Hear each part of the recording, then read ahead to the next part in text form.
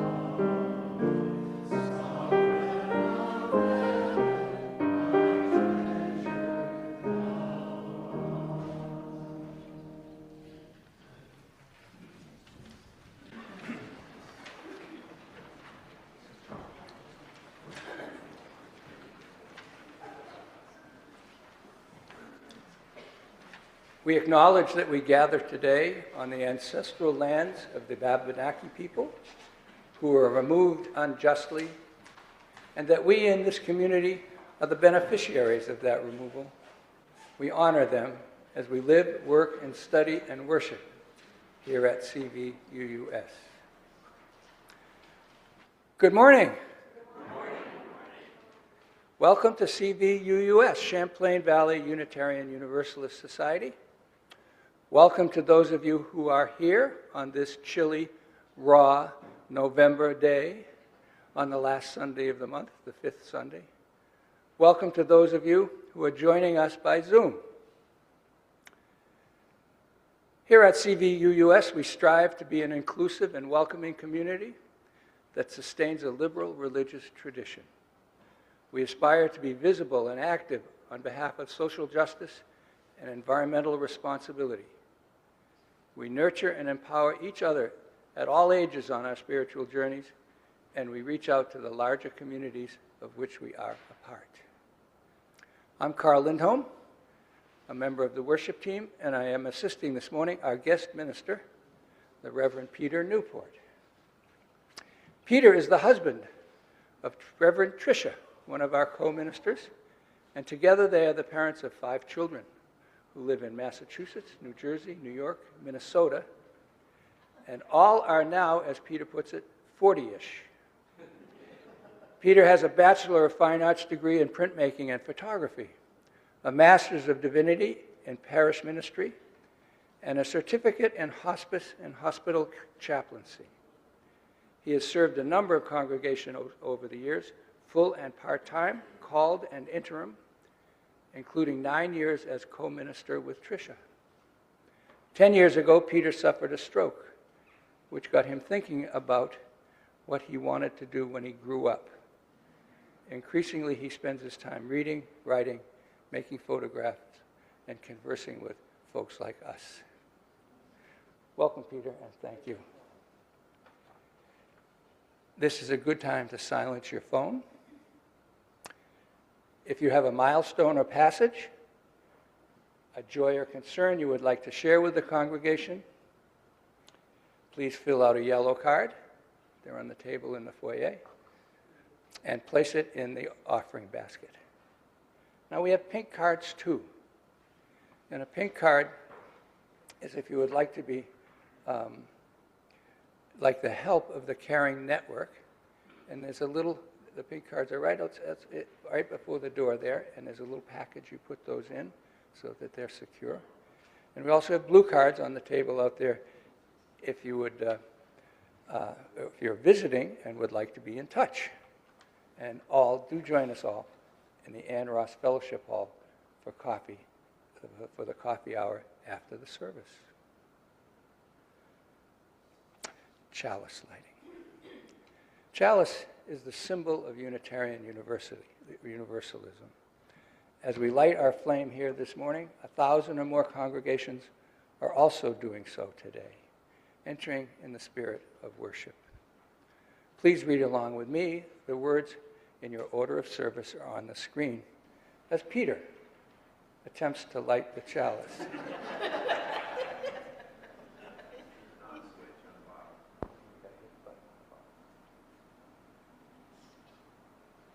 Two things you have to do. Technology. There we go.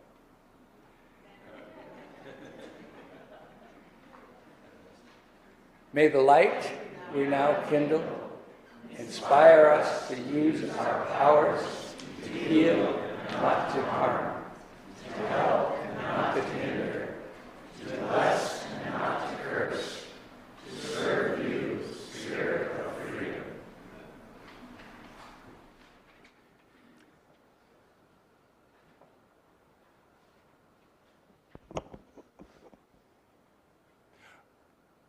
Our opening words this morning are from a colleague, a dear colleague, Nancy MacDonald Ladd.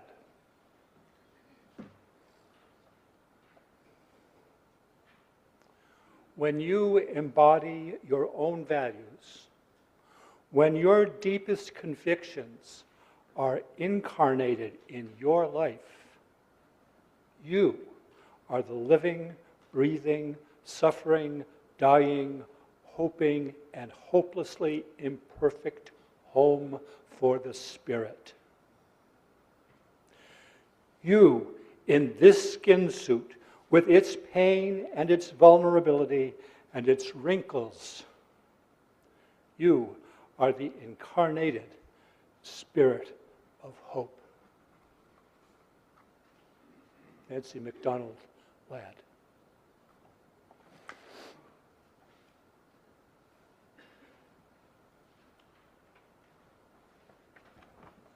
We didn't have a rehearsal.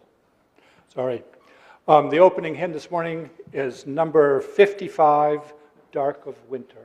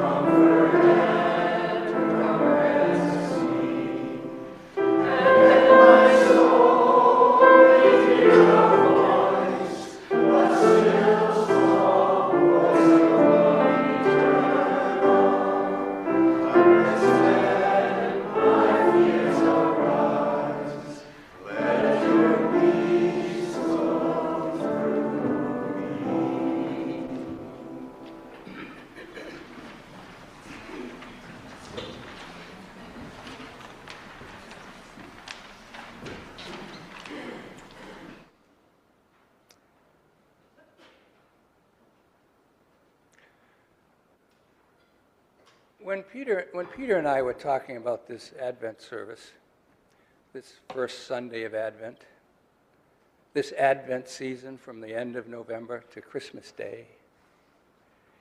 He asked if I would be willing to talk about the season itself in a general way, secular way. Perhaps talking about seasonal change, the changing weather. Peter, I said, why me? Whatever would I have to say about the weather, the seasons? But I relented and agreed to do it. He's the minister, the service leader, after all. Many of you have asked me, Karl, how would you rank the months from best to, well, least best? Well, one of you did ask that a couple of months ago. As you can see from the slide,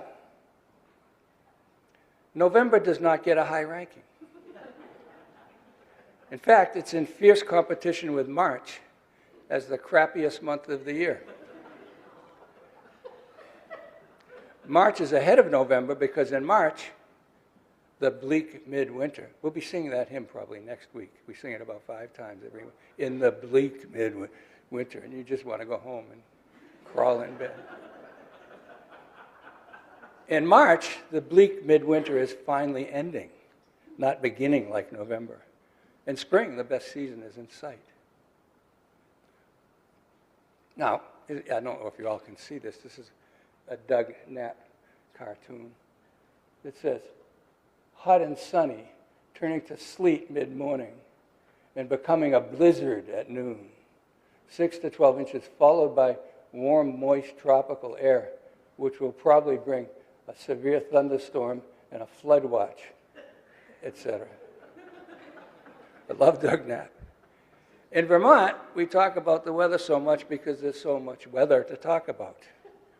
And it's not small talk, it's big talk, endlessly interesting. I knew November had arrived when I heard this forecast in the early part of the month. Freezing rain followed by a wintry mix turning to snow. Don't you love that wintry mix? Oh, God. In the summer, actually, we get partly cloudy with sunny intervals and a chance of rain. Let's plan a picnic. I think this Doug Knapp poster pretty much sums it up. Part of November's problem is its relationship to October. There are no leaf peepers in November. There are no leaves. They're all on the ground and need to be dealt with, raked, mulched, carried off. Hard work. And there's the fireworks of the spectacular October foliage. Fireworks. And then like a fireworks show, we go home in the dark, clean up, and get ready for the bleak midwinter. The word dank was meant for November, a combination of dark and damp. So that's Advent. Preparation, no, I'm trying to say inspiring things about the season. Preparation. Advent is about preparation. Here in Vermont, preparation for the long haul. Now, I'm viewing November now as akin to the preseason for a sports team. Funny I would use a sports analogy. The preseason when you practice and get strong through hard physical effort. So when December arrives, Tuesday, we're in shape. November has done that for us. It has made us tough. We're ready. Is it not on Tuesday? Is it? On Monday. It's going to be just like today. But it won't be November. No, it won't be. In this month we're dealing with gratitude, nurturing gratitude. I'm grateful for that. It's not November anymore. But no, the point is that November has done that for us. It has made us tough. We're ready for winter, even amid the holiday distractions. Some of you may know the poem November's Guest by Robert Frost. In this tightly rhymed frost poem, the guest is identified as sorrow, simply sorrow. And the speaker says, when she's here, sorrow, when she's here with me, she thinks these dark days of autumn rain are beautiful as days can be. She loves the bare, B-A-R-E. She loves the bare, the withered tree. She walks the sodden pasture lane. She's glad the birds are gone away. But at the end of the poem, the speaker asserts, I learned to know the love of bare November days before the coming of the snow.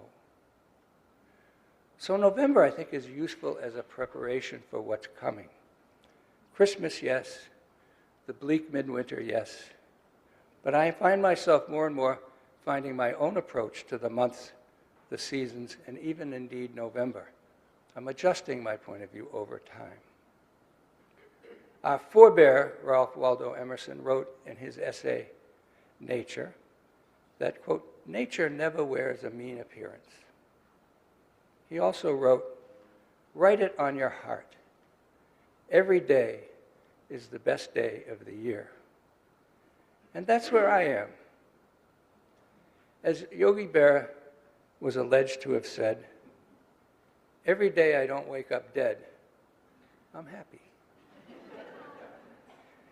In truth, I guess, in reality, the difference between November, number 12, and May, number 1, is like this.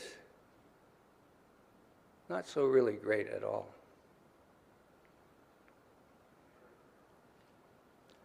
Now, the anthem.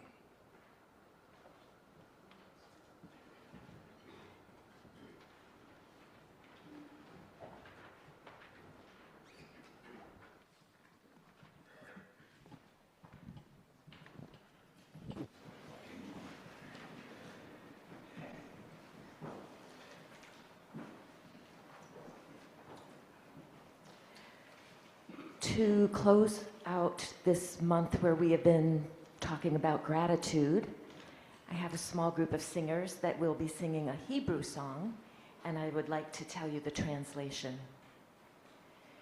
Even if our mouths could fill with song as water fills the sea, and joy would move our tongues like countless waves, and our lips could utter praise as limitless as the sky, and our eyes could fill with light like the sun and the moon, and our arms spread like eagle's wings, and our legs run as fleet as gazelles, we could never sufficiently express our thanks.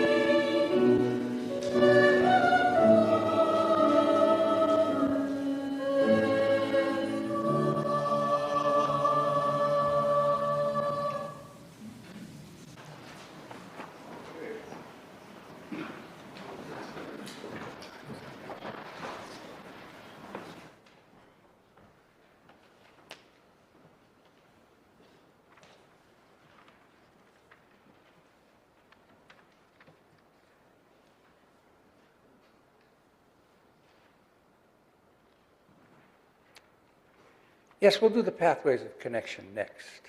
Now, there are many pathways to connection here at CVUUS, activities and events, in addition to Sunday services, that bring us closer together as a community.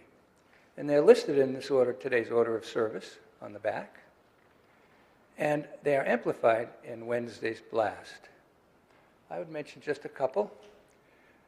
We had a wonderful time yesterday, Thanksgiving dinner. Who was served to maybe as many as 80 people yesterday. Brett and I and our daughter Annie came. And Laura gave me a yellow card to suggest that we should thank some people particularly. Marnie for setting up ahead of the dinner and with decor. Alan Moore and Carol Harden, and Mike Greenwood and Liam Batches Greenwood, also especially were helpful. Were organizing. They were the organizers, and they did a wonderful job. Cleanup was kind of in charge with Terry Arnold and others. If you have pictures from yesterday's dinner, Thanksgiving dinner, do send them along to Laura in the office. There's not any religious exploration programming this Sunday. Last Sunday, as Julia writes, we made ornaments that will be sold starting next week. These ornaments made by the children benefit an organization that the youth choose. This year we will be donating to Green Mountain Justice's Warmth with Dignity campaign. We have an audacious goal of raising $150 for an Empower coat, which we can see right out in the lobby. You'll be invited during the time for all ages to add an ornament to our holiday tree made this year or in years past. So bring your ornaments for the tree next week. Also, thinking about Christmas, the Christmas Eve pageant, calling all actors, narrators, tech people, and anyone else interested in being involved in this year's Christmas Eve pageant. We will not be doing the traditional nativity pageant, but instead it will be a rehearsed pageant that is connected to Christmas, but not the traditional story. The story will be an adaptation of O. Henry's The Gift of the Magi. And there are lots of different parts available. We would love to have all ages participate. There will be a rehearsal for those with speaking lines on the afternoon of Sunday, December 14th, and for everyone in the afternoon of Sunday, December 21st. The performance will be on Christmas Eve during our 4 o'clock service. If you cannot attend a rehearsal but would like to participate, let Julia know, and we'll find a way to include you. And Julia can be reached at re@cvuus.org. Next week, why do we celebrate Christmas? Reverend Tricia is in the pulpit.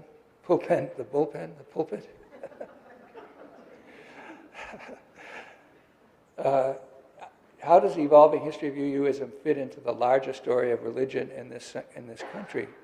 Come explore this with Reverend Tricia during our worship next week, and explore further after it.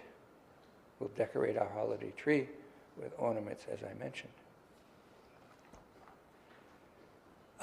Now is the time to take the offering. I have a note.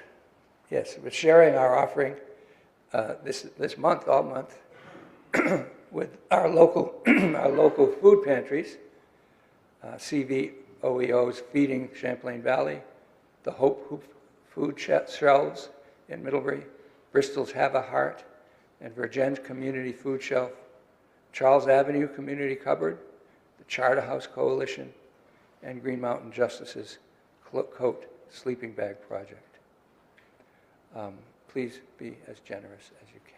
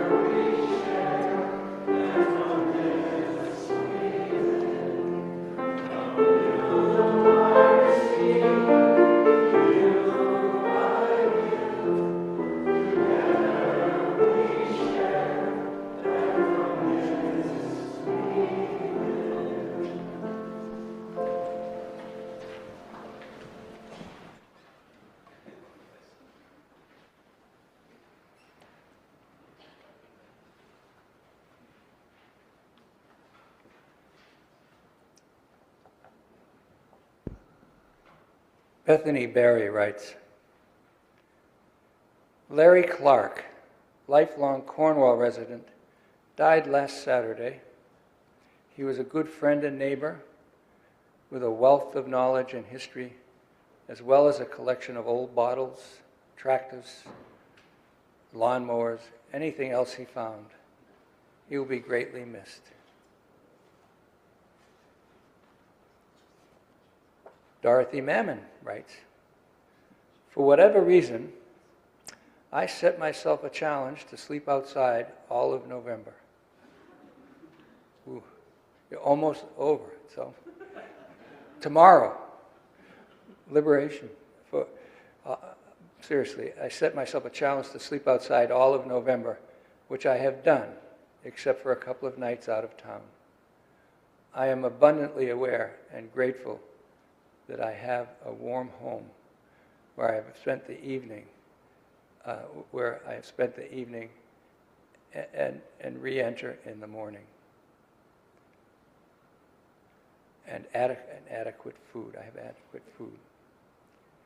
Not a single night as I settle in, or morning that I wake up, like today with snow in my hair. I do not have those who are outside and hungry on my mind. Thank you, Dorothy, for that reminder. Now let's take a short time of silent contemplation to reflect on the joys and concerns you have heard, or those that are in your hearts and minds but remain unspoken.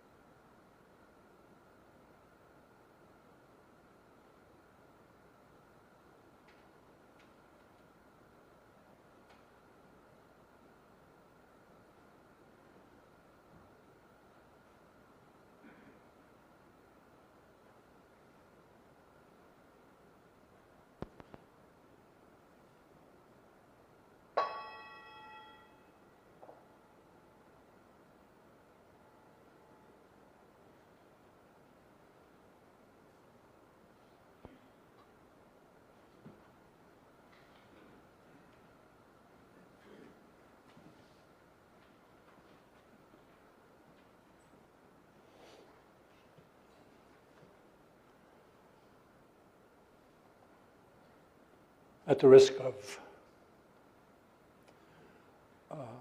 entering a colon into our worship this morning, I'd like to take this opportunity. You know, one of the things that I feel very, very strongly about is that none of us can save ourselves. We can only save each other. So precious and few are the moments when we can actually be grateful and offer thanks to folks in the congregation. So what could I ask those of you who helped prepare the Thanksgiving meal? Just to rise, just so everybody can, if anybody's here who helped to prepare the Thanksgiving meal. Anybody? Is there anybody here who enjoyed to eating the Thanksgiving meal? Thank you one and all. Thanks very much.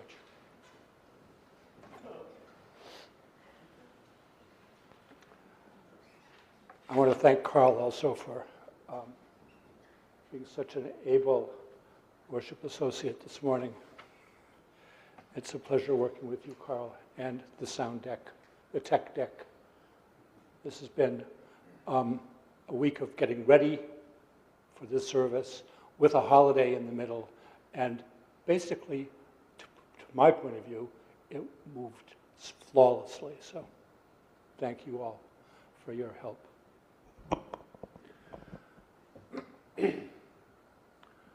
So this morning I brought you a poem, one of my favorites, by Billy Collins. There's one piece of vocabulary that we have to watch out for in the first line. The first line is in the usual iconography of the temple or the local wok. Now, you all know that that's a Chinese fast food stand, right? We probably don't have a Chinese fast food stand in Middlebury, but that's what he's referring to. Here we go. Shoveling snow with Buddha.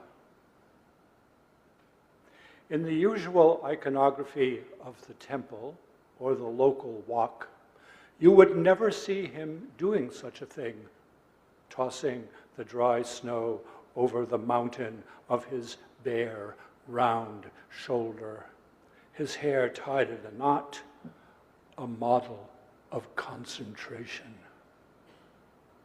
Sitting is more his speed, if that is the word for what he does or does not do. Even the season is wrong for him.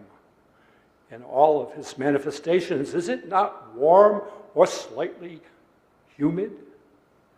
Is this not implied by his serene expression, that smile so wide it wraps itself around the waist of the universe? But here we are, working our way down the driveway, one shovelful at a time. We toss the light powder into the clear air. We feel the cold mist on our faces, and with every heave, we disappear and become lost to each other in these sudden clouds of our own making, these fountain bursts of snow. This is so much better than a sermon in church, I say out loud. But Buddha keeps on shoveling. This is the true religion, the religion of snow and sunlight and winter geese barking in the sky, I say. But he is too busy to hear me. He has thrown himself into shoveling snow as if it were the purpose of his existence, as if the sign of a perfect life were a clear driveway. A driveway you could back the car down easily and drive off into the vanities of the world with a broken heater fan and a song on the radio. All morning long we work side by side, me with my commentary and he inside his generous pocket of snow, of silence, until the hour is nearly noon and the snow is piled high all around us. Then I hear him speak. After this, he asks, can we go inside and play cards? Certainly, I reply, and I will heat some milk and bring some cups of hot chocolate to the table while you shuffle the deck, and our boots stand dripping by the door. Ah, says the Buddha, lifting his eyes and leaning for a moment on his shovel before he drives the thin blade again deep into the glittering white snow.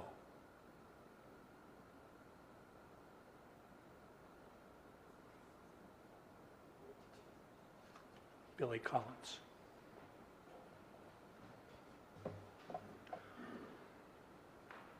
The man whose work we see quoted in this slide to my left, the man whose work it is Dietrich Bonhoeffer, a German writer,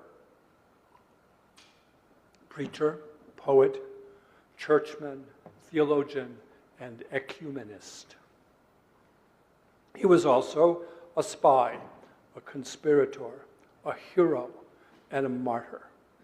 He is famously remembered as one of the most influential thinkers of his time, and infamously as a member of the cabal that plotted to assassinate Hitler. He was arrested for this crime by the Gestapo in 1943 and hanged at Flossenburg prison in 1945, just as the Third Reich was collapsing in ultimate ruin on every front. So let's set the little epigraph in context. The Advent season starts today, as Karl has mentioned. Advent is that period in the Christian church year that anticipates Christmas.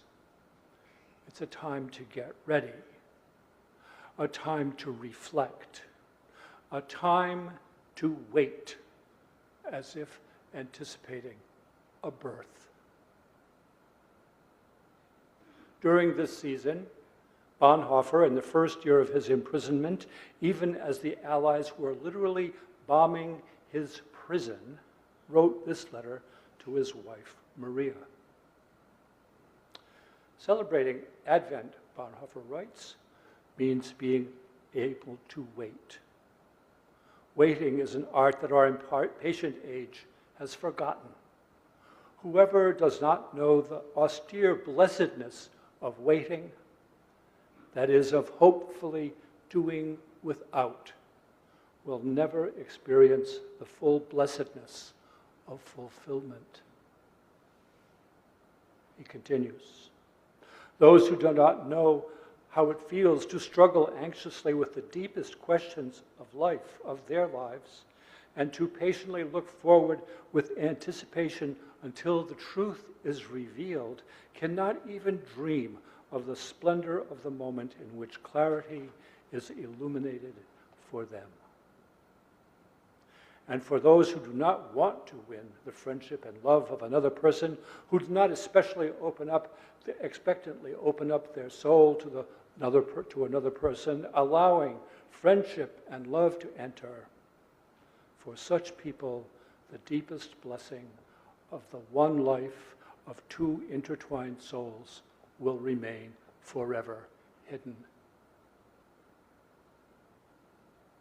For the greatest, most profound, tenderest things in the world, we must wait. It happens not as here in a storm, but according to the divine laws of sprouting, growing, and becoming.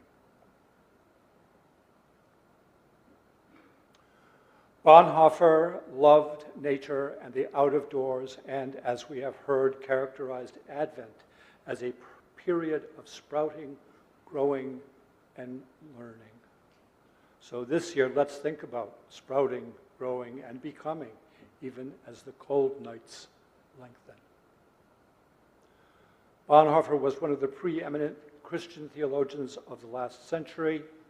It's easy to speak of Bonhoeffer, as a recent biographer has done, as being as orthodox as the Apostle Paul. But Bonhoeffer, I've got to tell you, was not convinced of the virgin birth. Neither was he a fan of biblical inerrancy, as contemporary evangelicals preach. And further, he was skeptical that the Bible contained any universal, timeless principles or propositions to which we should pay heed. Late in life, Bonhoeffer wrote about a fully internalized, religionless Christianity and treasured and cherished the hope that we might live in a world come of age, one in which maturing humanity could finally learn to handle the big questions, the questions of living, of loving, of death, shame, and forgiveness. We can all share that hope. We can all share that hope. I started thinking about this sermon well before the last election. Indeed, the first imprint was delivered in Cleveland in 2016. But as the result became clear, of that election became clear, it occurred to me, but as a result of the recent election became clear, it occurred to me that we might need some of that learning Bonhoeffer references ourselves. We might strive to learn better about how to get along by indulging the divine laws of sprouting, growing, and becoming, even in a general climate that may have become inimical to our well-being. I recalled with irony Van Jones's Ware lecture that we heard at General Assembly way back in 2008. That blistering week in Fort Lauderdale, short months before Barack Obama's election. Maybe some of you were there.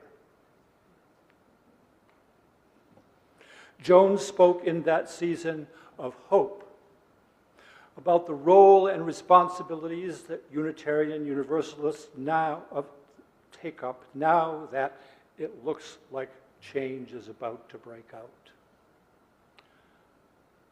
Jones credited the resolve and the persistence of Unitarian Universalism and the possibility of a new era in American politics. He also reported some bad news. The problem is, Van Jones said, y'all are about to mess up and be successful. Protest and critique of injustice was about to be replaced by a new challenge. Prepare to govern, he said. So ironic. Jones said that we need to find some new stories to counter the David and Goliath mentality where we feel small, embattled, noble, and pure. But noting, Jones did, that the shadow side of that story requires someone else to be our enemy. Someone else to be wrong, to be an adversary. Jones said, we get good with the slingshot. And that can mean that when Goliath is not in view, church meetings can get messed up as we look around for someone nearby, less formidable, to blame for stuff. He asked if any of us had been in that meeting. And he was met with an audible ripple of recognition from the audience. Instead, he suggested we might better use the metaphor of the Noah family of boat builders in the face of a coming storm. I think that was sound advice in 2008, and even better advice today. Entering the Christmas season this year, after the wreckage of this most recent election, change is certainly about to break out. I think it's fair to say that if we weren't ready to win in 2008, we weren't ready to lose in 2016, though that damn ark could have come in handy. Now in 2025, the storm is well and fully upon us, and here we are, sitting like the Noah family, on our tools, in the rain, wondering what comes next? I don't think we know. It's all too easy and not at all helpful to toss criticism left and right. Our hearts are breaking. Is there nothing to do but wait until the rain stops? What can we do now?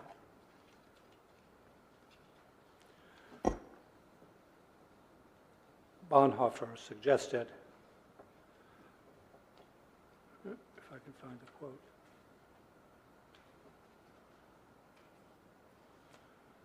I'm sorry.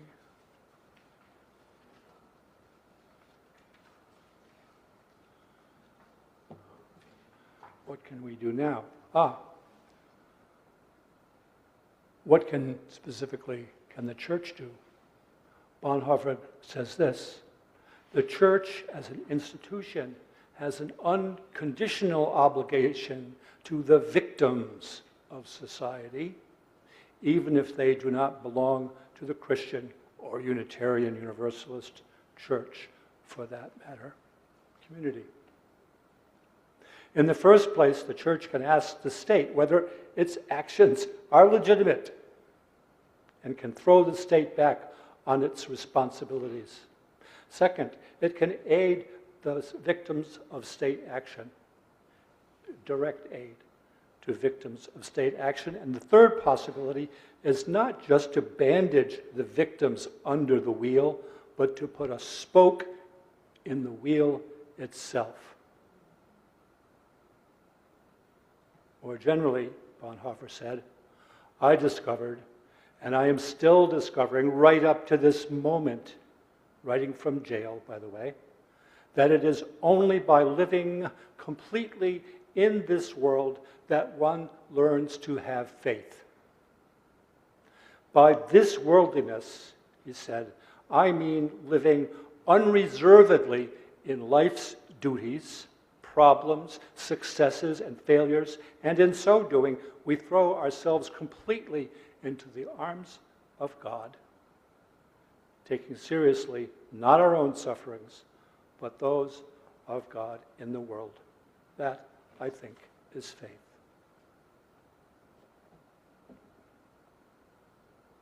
Maybe the best thing we can do is notice where we are now, how we got here, and how we feel. I had a bad fall once. Landed flat as a pancake. Breath blown right out of me. When I came around, I didn't quite know where I was or what day it was.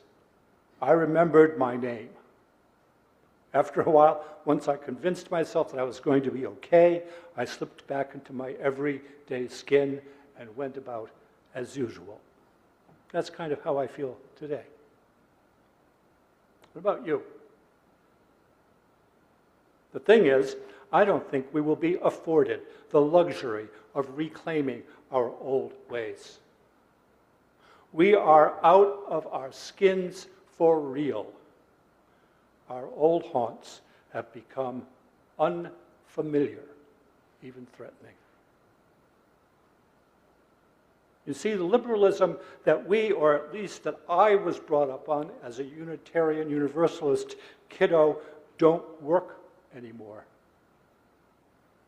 We are proudly sailing along, right, under the little bitty top gallant sails that the old salts would haul to the masthead in fair weather to get the great ship to run faster downwind.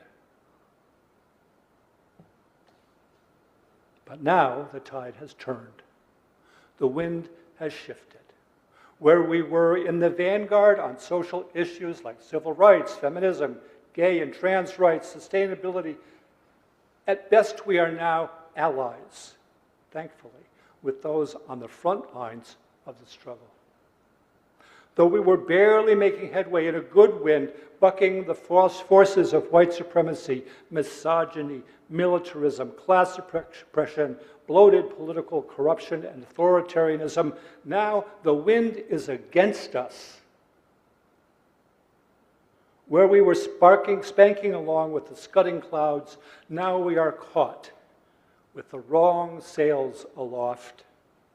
the wind in our teeth, and a green sea climbing the lee rail, buffeted by our own best intentions. But Christmas is coming, and there is no turning back.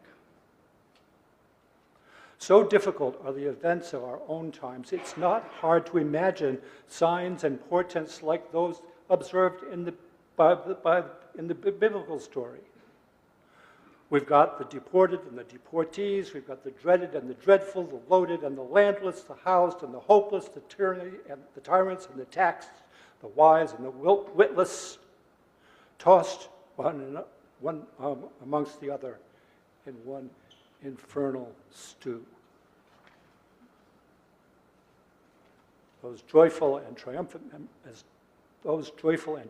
memories we already carry in our hearts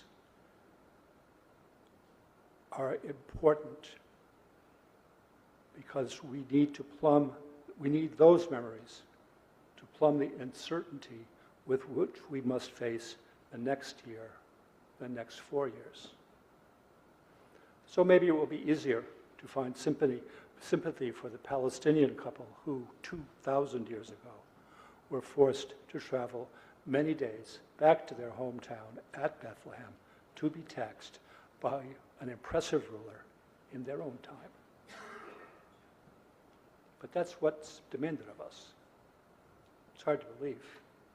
It's hard to believe the frightful news, as Bonhoeffer put it, the awesome news that God comes in the midst of evil, in the midst of death, and makes us happy as only children can be happy. I got to tell you, I have a small letter G, God, understanding of God. Small letter God. That goes with my minuscule experience of life. But that's the story we are asked to believe, hard as it is. I once served a church wherein was posted right in the office a list of Unitarian Universalist swear words for instruction of the new minister. That would have been me.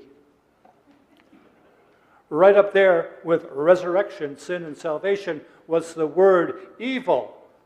I got the message.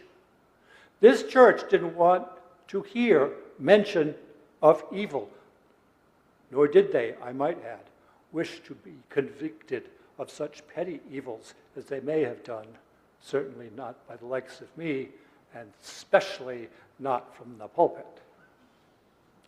Yet, they were, as Bonhoeffer records of his own people, accustomed to the idea of something happening at Christmas, but they no longer felt the shiver of awe, and they happily sang, as they happily sang about their carols. They were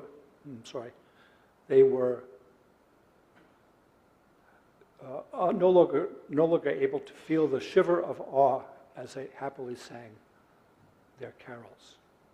They were indifferent to the message, Bonhoeffer wrote, taking only the pleasant and agreeable bits out of it and forgetting the serious aspects. Bonhoeffer concluded, at Christmas, the God of the world, whatever that may mean to you, draws near to the people of our little earth and lays claim to us. My point is, all of you and me too, we can no longer afford to be those lovely, complacent, satisfied people. There's too much at stake. Maybe we are being asked this year how we might draw near to the people of our own time and give what they most need to receive, each for all, like God does. Because this season may be especially hard, even for those we supposedly disagree with. What matters today is the whole story, the narrative, the whole Megillah, not the crabby particulars of doctrine and tradition. What matters is the hair-raising thrill and joy of gratitude as such as might attend a birth. The radical expression of the love of each for all. The love of each for all.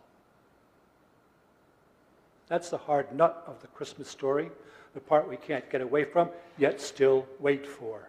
The lowly shepherds had to unclog their ears to get the message. It's just as hard to hear today, muffled up as we are in our own ignorance and heedlessness. You have to listen. We're not going to get the message from the jostling crowds on Black Friday or from the underground bunkers of power. It's not rumored by the masters of war nor shouted along the watchtowers. It won't be on YouTube or MSNBC. It's not even complicated. It's written on your heart. It's written on your heart. The message is simple, and Bonhoeffer believed this as surely as a baby's head smells sweet, that God had seen the misery of the world and came himself in order to help.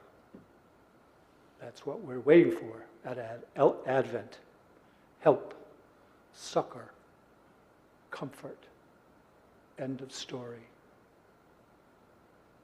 Jesus, Bonhoeffer wrote, was there, not as a mighty one, but came in the obscurity of humanity. Where there is sinfulness, weakness, wretchedness, and misery in the world, that is where God goes. A complete human being, just like any one of us. And there he lets himself be found. He lets himself be found, shoulder to shoulder, with hope, perhaps shoveling snow in solidarity with anyone in need, now or then. God helps, best beloveds.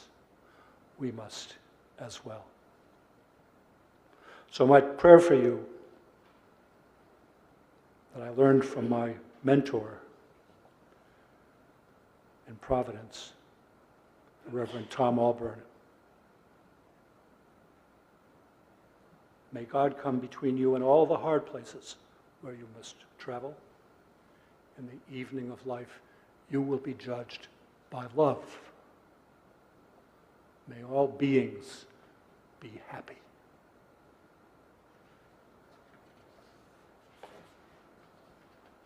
May all beings be happy. Or as Tom would say, or something like that. Let the people say amen. Our closing hymn is number 124, Be That Guide.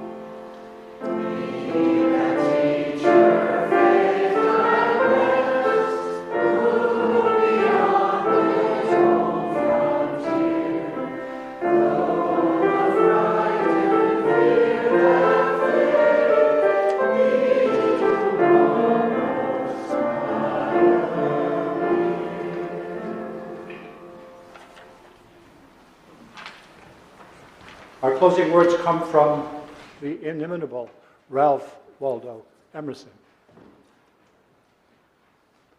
Write it on your heart that every day is the best day in the year. He is rich who owns the day, and no one owns the day who allows it to be invaded with fret and anxiety. Finish every day and be done with it. You have done what you could. Some blunders and absurdities no doubt crept in. Forget them as soon as you can. Tomorrow is a new day. Begin it well and serenely, with too high a spirit to be cumbered with your old nonsense. This day, is too dear with its hopes and invitations to waste a moment on the yesterdays. Go in peace.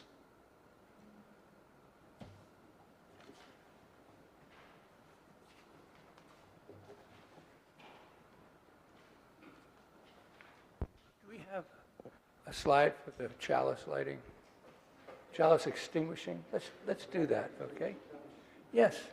Will you do that? No, right up on the screen. So would you repeat with me the words we cite every week? While Peter turns out the chalice.